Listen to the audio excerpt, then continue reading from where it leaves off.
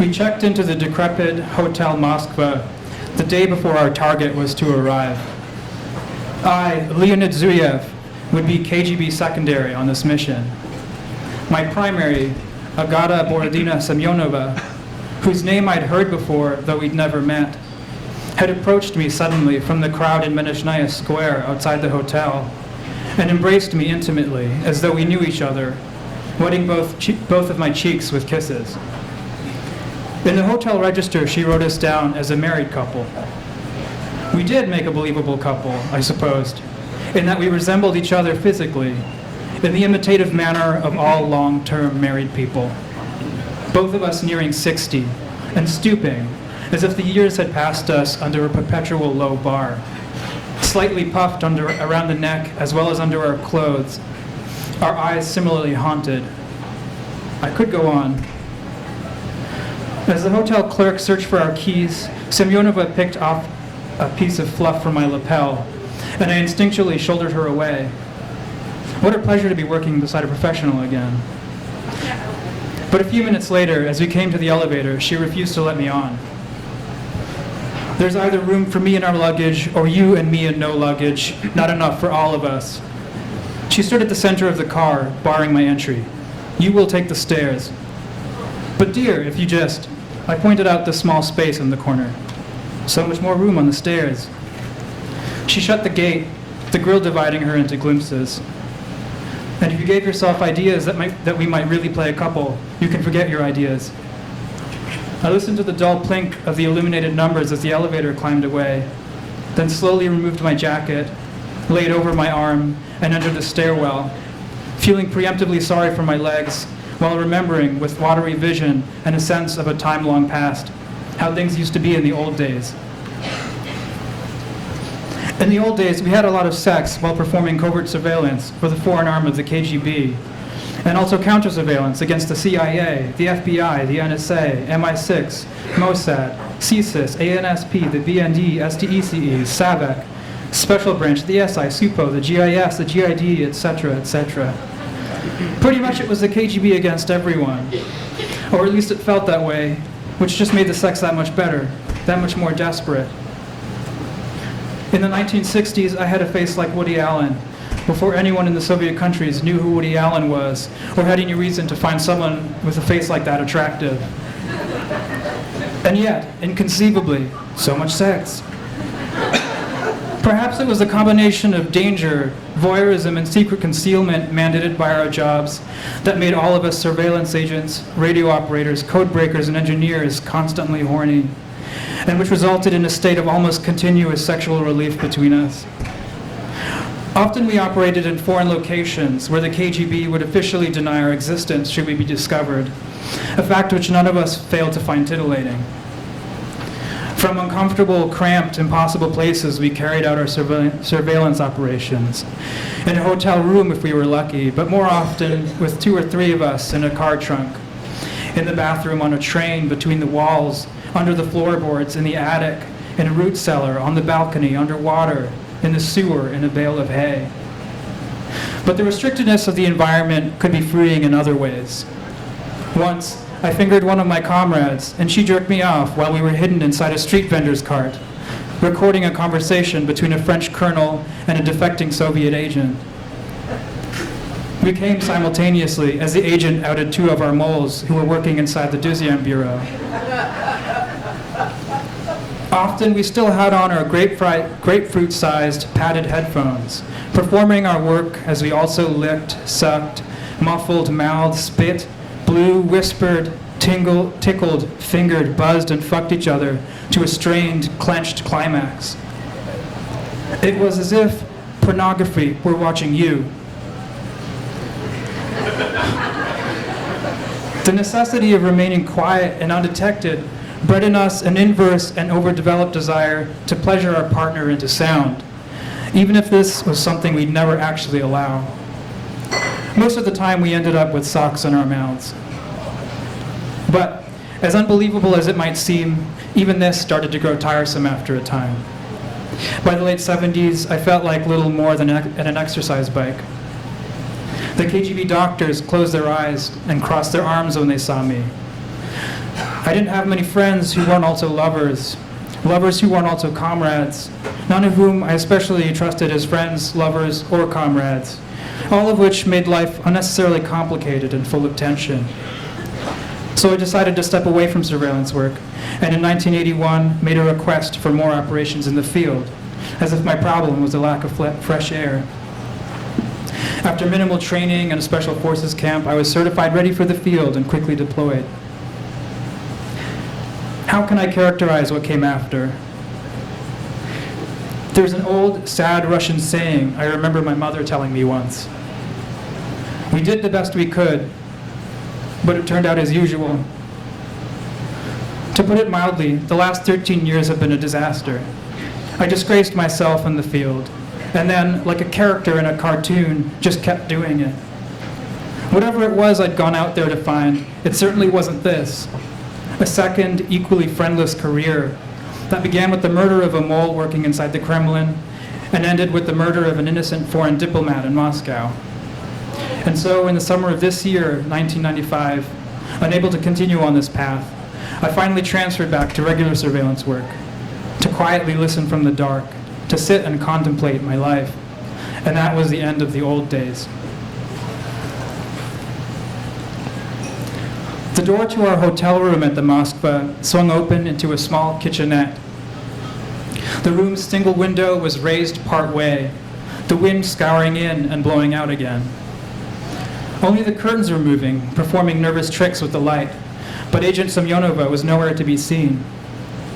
As per KGB guidelines for the beginning of surveillance operations, she was probably next door, planting our listening devices inside the target's room, which was exactly identical and adjacent to ours.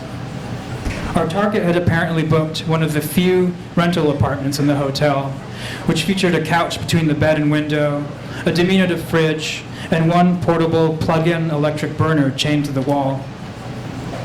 Following KGB guidelines for the detection of possible double agents, I opened and rifled through Semyonova's suitcase while she was gone. Her clothes, mostly of departmental store rather than specialty brands, were unremarkable and plain, drably colored, constructed mostly of synthetic materials. She'd packed 5 days' worth of undergarments. Her bra size was 40D, shoe size 6.5. She hadn't packed a hair straightener, or curlers, or makeup of any kind. No papers or documents or passports, and no weapon. I felt sure that, in my absence climbing the stairs, Agata Semyonova had similarly gone through my bag. She wouldn't have found anything there more notable than a couple of rolls of cough drops. I tended to carry some everywhere, like talismans, after hearing about an agent who'd managed to infiltrate the closely guarded Chinese missile program and survived for years, before revealing himself after a coughing fit one morning during a party briefing, when he suddenly excused himself in Russian instead of Mandarin, as he'd always done before. As unthinkable as it would be to unmask himself in such an absurd way, I did have to wonder about his life up to that point.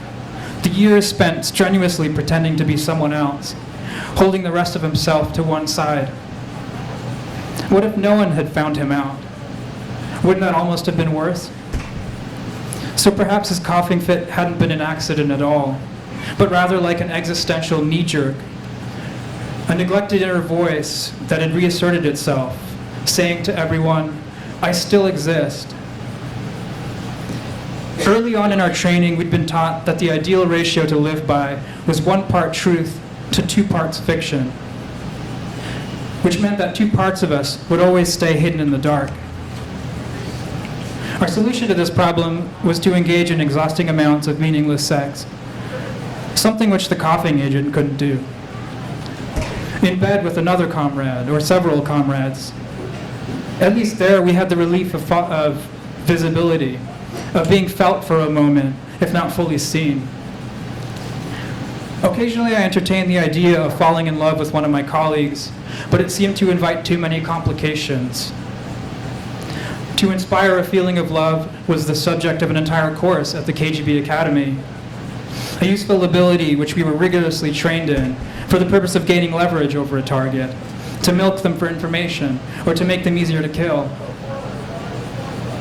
It followed that others would probably also try this technique on us, which gave rise to some sticky philosophical questions if we did happen to fall for someone, such as, have I fallen in love with who I imagine this person to be, with the person that they're pretending to be, or have I somehow managed to glimpse the secret side of them, to see the side they were specially trained to keep hidden? How can I possibly know? Against my better sense, I have, twice in my life, fallen in love. The first time was on a mission in Katowice, where I'd been sent to help establish a listening post to pick up anti-Soviet broadcasts.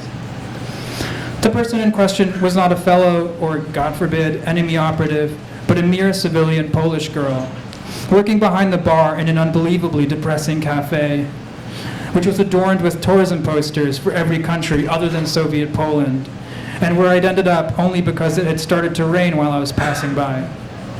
I thought about returning outside, but instead picked a stool at the cafe bar, and still in my dripping coat, resigned to stay for a while.